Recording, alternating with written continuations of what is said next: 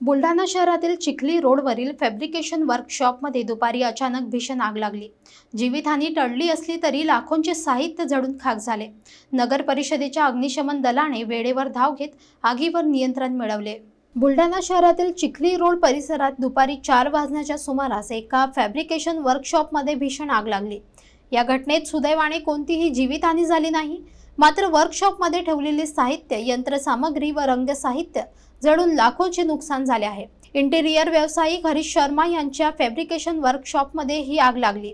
सुरुवातीला आग जलद गतीने पसरल्याने परिसरात घबराटीचे वातावरण निर्माण झाले होते। आग लागल्याची माहिती मिळताच नगर परिषदेच्या अग्निशमन पथकाने तात्काळ घटनास्थळी धाव घेतली। पथकाने अवघ्या काही वेळातच आग आटोक्यात आणत मोठा अनर्थ टाळला। आगीचे नेमके कारण अद्याप स्पष्ट झाले नाही।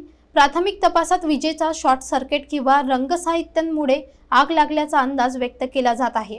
आगीत रंगांचे डब्बे, लाकडी व लोखंडी साहित्य तसेच इतर कच्चा माल जळून खाक झाला आहे। सुदैवाने आगीच्या ठिकाणी त्यावेळेस कोणीही कामगार उपस्थित नसल्याने जीवितहानी टळली।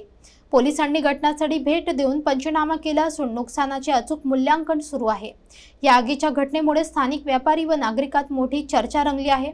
वेळेवर अग्निशमन दल पोहोचल्यामुळे परिस्थिती हाताळली गेली नसती तर मोठा अनर्थ घडला असता।